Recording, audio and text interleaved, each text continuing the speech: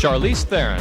Not only is she one of Hollywood's most gifted actresses, she also possesses that elusive magical quality, the aura of a true movie star.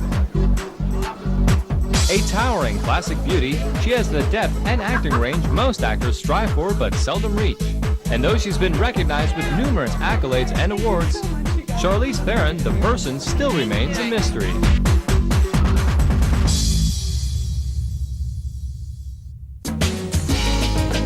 Born in South Africa on August 7, 1975, Charlize grew up on a farm, far from the lights and cameras of Hollywood.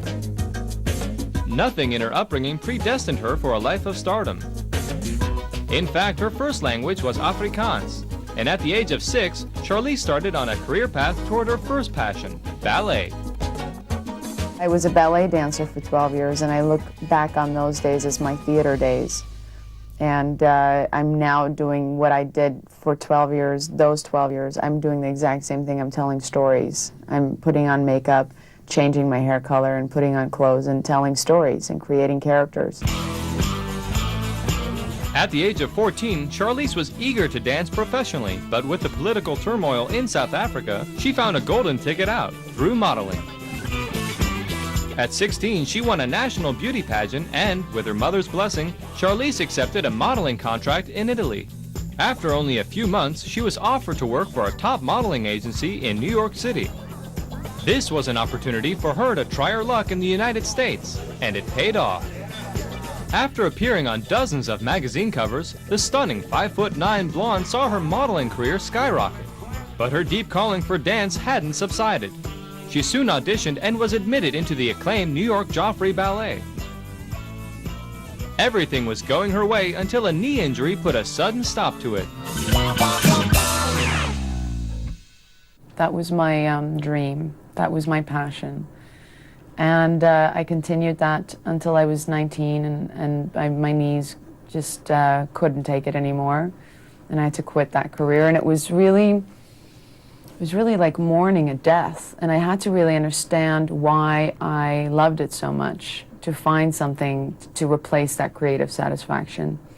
And I realized that it was the storytelling aspect of it that I really missed, going on stage and telling a story. So my mom was really the one, acting came way later in my life, that said, you love movies, why don't you tell stories that way? Heeding her mother's advice, Charlize moved to Hollywood without any money or acting experience. Only 2 weeks later, the 20-year-old aspiring actress went into a bank to cash an out-of-state check, but the teller refused to perform the transaction. Flat broke and upset, Charlize made a scene and had a loud argument with him. Standing behind in line was John Crosby, a big Hollywood agent who noticed her. That moment changed her life. Yes, she was discovered in a bank, which sounds like a Hollywood fairy tale, but that is definitely not enough to explain her success. She's enormously talented, very dedicated, and very determined. I mean, you can't be a ballet dancer for 10 years without having an amazing work ethic and a drive for perfection. Charlize was discovered, but she's successful because of who she is. One of her first obstacles was getting rid of her heavy South African accent. Without a budget to pay for classes, Charlize resorted to watching hours of television, honing in on a generic American accent. Her first break came quickly when she was cast as Helga in the 1996 independent film 2 Days in the Valley. Not only was Charlize's sexy pose featured prominently on the movie poster, her vicious catfight with co-star Terry Hatcher became stuff of movie legend. Instantly, Charlize Theron's name was on the map. I am so fortunate, so lucky, and I mean, I can just thank everybody for, having that belief. I really am just very fortunate to be on this set with such a wonderful cast. I mean, we have an amazing cast, wonderful director. We're just working with the best, and that is just, you can't ask for anything better for a first time.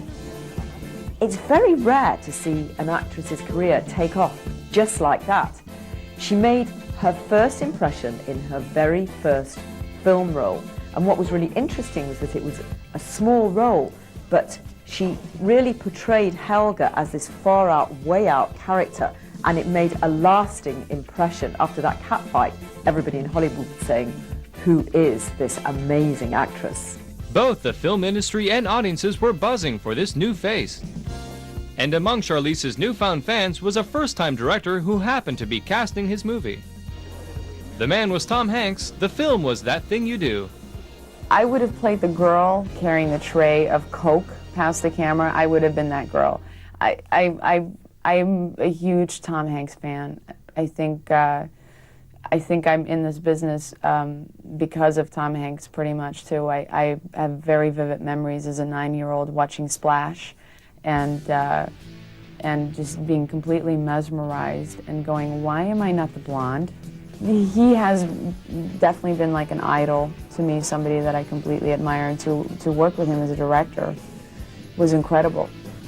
Even though her role in Hanks's film was not a lead, people continue to see in Charlize an actress with huge potential.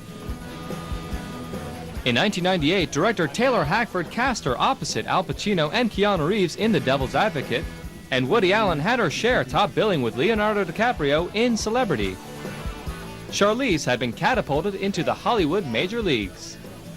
Early on, she proved that she had a special talent and intuition for finding great roles in quality scripts.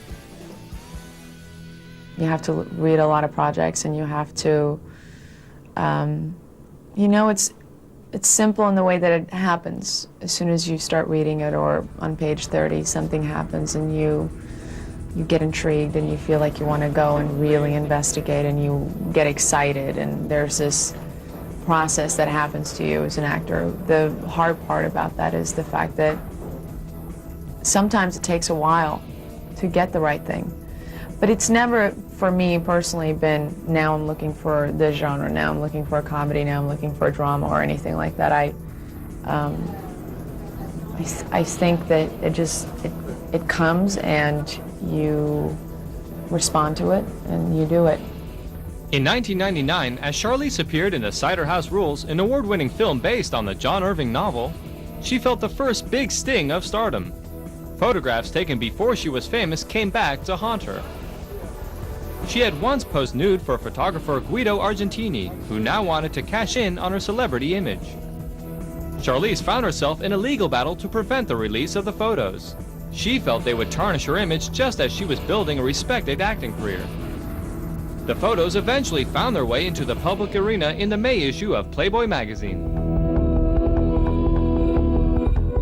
But the scandal passed, and the sexy pictorial did nothing to damage her career. Quite the contrary. Her next big movie was starring alongside bad boy Ben Affleck in the action thriller Reindeer Games. Charlize's co-star was fascinated by her beauty, but was ultimately floored by her humility. First of all, she's quite a stunner, quite a beauty, and but luckily she's also like a pretty down-to-earth, pretty cool girl. So, you know, you're always a little bit afraid that you're going to sort of work with somebody and they're going to be, you know, pretentious or difficult, or, you know, wanting to be kind of behave like a prima donna and cause a lot of problems. And that was sort of the opposite of who Charlize was. She's willing to make fun of herself and, like, you know, not be pretty. I mean, and it's difficult for her not to be. She carries an enormous amount of beauty, makeup or no, but it was fun. It was a good time. This down-to-earth quality has become somewhat of a trademark for Charlize. Having learned a hard lesson with the publication of the unauthorized photos, she worked hard to keep her career in the forefront and her private life out of the tabloid press.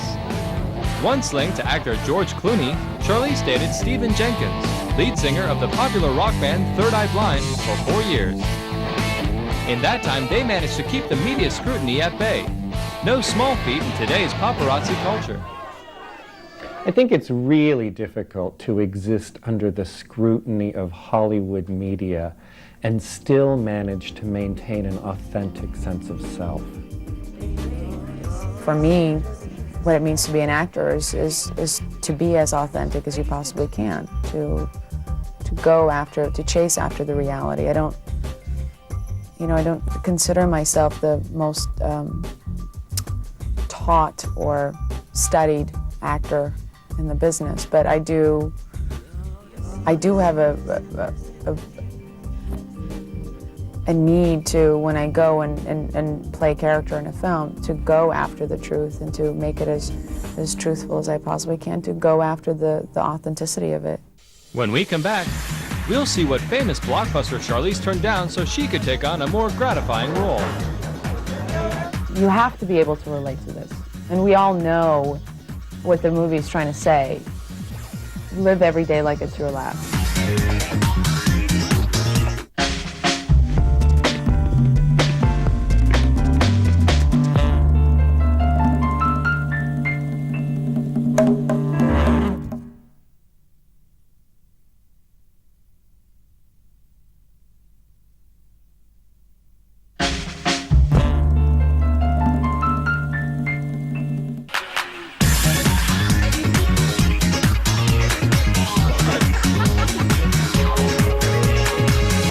In 2001, after accepting relatively small roles in Robert Redford's Legend of Bagger Vance and Men of Honor with Robert De Niro, Charlize turned down an offer to play the lead in the big-budget war epic Pearl Harbor for a more fulfilling role.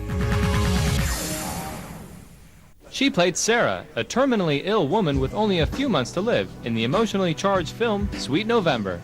Her co-star Keanu Reeves was a selfish businessman who, thanks to her, learns to cherish life. I think anybody who works a lot, like us, like all of us, I think you have to be able to relate to this. And we all know what the movie's trying to say. Live every day like it's your last. Take in every moment. Step back a little bit. Watch what's going on around you. But I also like the idea of just being aware. This being Keanu and Charlize's second film after The Devil's Advocate, it was an opportunity for them to deepen their working relationship. We enjoyed working together then, and so to be reunited with her and to see how much she's grown and as an actress and a person. And, you know, one of the specifics of that is just her depth of feeling, her depth of understanding, and the way that we work together, I really enjoy. There's an easiness, there's a trust, there's a comfort. And I think it comes across on screen. Even though they were tackling a story dealing with dark themes, the mood on the set was often more than lively. Interesting, fun stories Oh, that have happened on the film. like when you hit me and stuff like that? Yeah, or when you tripped me. Yeah, like the poison and stuff like that. Right, when you set my trailer on fire. Yeah. That was fun. But I sent you a six-pack. I mean, You did, that kind of made it that made it better, right? Yeah.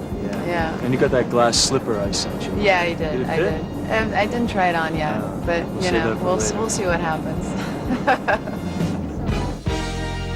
But underneath the glamour and her seemingly charmed life, Charlize has had her share of tragedy. When she was 14 years old in South Africa, her father slipped into alcoholism and became abusive with her mother. One evening, after a violent altercation, her father attacked her mother, who in turn shot and killed him in self-defense. That surreal act of brutality has created a deep wound in Charlize, one that can never truly heal. Sometimes traumatic incidences in childhood can have a deeply painful effect that lasts and scar a person the entire length of their lifetime. But in some cases, people can overcome this and turn this kind of a trauma into a strength, whether by creative output, artistic expression.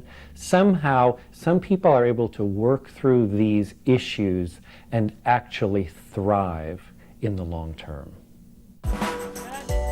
Like for many great artists, Charlize's work can be seen as a therapeutic process to work out her demons. In 2003, a situation reminiscent of her family's tragic past came rushing back to the present. Charlize took on the role of Eileen Wuornos, an abused prostitute who in a crucial scene points a gun at a man who is attacking her and shoots. The film Monster was the true story of America's first female serial killer. She was raped by one of her Johns, and he was going to kill her, and she ended up killing him.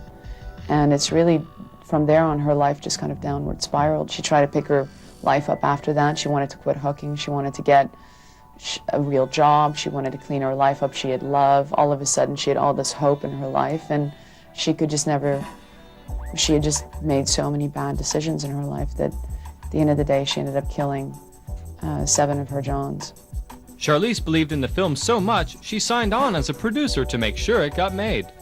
She also dove into the role with a fierceness and commitment not seen since De Niro played Jack LaMotta in Raging Bull. To slip into Eileen's skin, she gained 30 pounds. Gone was the beautiful Charlize people knew. Her physical and emotional transformation was complete. I am naturally a little athletic looking, so I wanted to get my body to a place where it wasn't about getting fat, it was just about making my body kind of this survival thing. You get where you get food, that's what you eat. She had a beer gut, she had a child, she had a very specific looking body. For director Patty Jenkins, Charlize didn't just play Eileen Wuornos, she became her. I don't even know where to begin. You know, an actor, she brought the character to the character. You know, I wrote the character and I'm pleased with what I wrote and and that's all great, but an actor either brings a human being to life or they don't. And she brought Eileen Wuornos to life with such nuance and earnesty and love and honesty about who this person was in the darkness and the light. She brought, you know, so much nuance and depth to the character. Film critics couldn't find enough adjectives to rave about her performance. Soon, Charlize found herself nominated for dozens of acting awards, including the Golden Globe and the coveted Oscar. Before this all happened, if you would have told me that people would be saying, you know, your actor would be nominated for your first film, I would have never believed it. But after being on set, not only seeing the performance that she gave, but also seeing how hard it was for her. It's not an easy thing to do. People want to believe in accidental genius. It literally was one of the hardest things I've ever seen somebody do. And so after seeing that, I walked away from filming it myself saying, if she doesn't get recognized for how incredible what she just did was, I won't, I'll be stunned. So it's strangely like when I step outside of it, it's thrilling to be involved with it myself. But as a friend to Charlize and as a supporter of what I saw happen, you know, I believe more than anyone that it's an unbelievable performance. They couldn't raise her high enough for it. Charlize won virtually every award she was nominated for, including the biggest prize of all, the 2004 Academy Award for Best Actress. She also gained the distinction of being the first African ever to win an Oscar. Thank you. Even in her moment of glory, Charlize didn't forget to acknowledge her South African roots. The film opened in South Africa yesterday, so I'm gonna go to South Africa, and they've been so unbelievably supportive, and I'm gonna go back home and go and show them an Oscar. So, and I will do some press over there for the film, and then we're gonna have our European release end of March, so I'll still do a little bit of press for that. But yeah, in a way, this is kind of the farewell.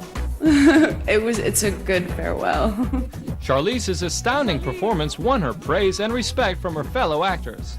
Beautiful, did an incredible job, very deserving. Amazing, absolutely amazing. I think way beyond the whole physical thing. I think obviously she really had inhabited that so much. I think it's great for her that she got an opportunity to do that. I thought that was well deserved. It was an extraordinary, you know, powerful, seems like risk-taking, adventure for this very lovely girl to be this, to translate herself in this way.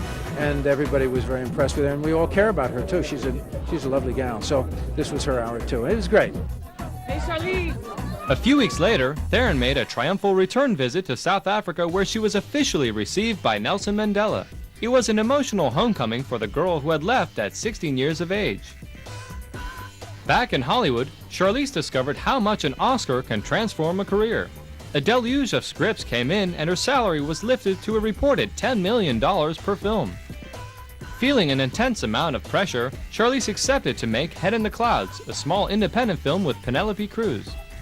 The international shoot gave Charlize an opportunity to get away from Hollywood and reflect on her career.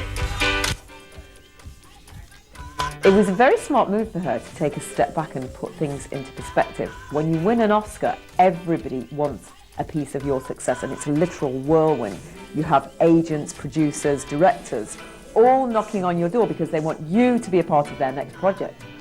There's also an incredible pressure to keep performing at a very high level, and at the same time, It's hard for actors because they have to deal with the pressure of making the right decisions and continuing after that accolade. And for lots of actors, they simply can't cope with the pressure and their careers peak. Charlize, however, seems to have managed to come out of it with her career intact so far.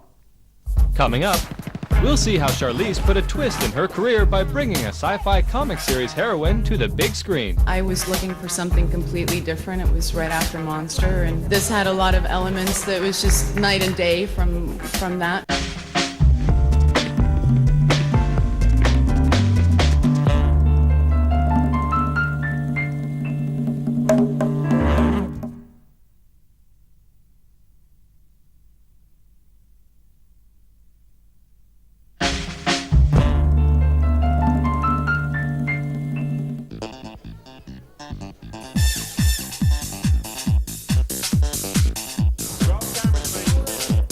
Charlize made an unusually bold choice to play the lead in Aeon Flux, an action sci-fi film based on a cult cartoon series. In it, she plays a futuristic female rebel, sent on impossible missions battling with her lover and enemy, Trevor Goodchild. For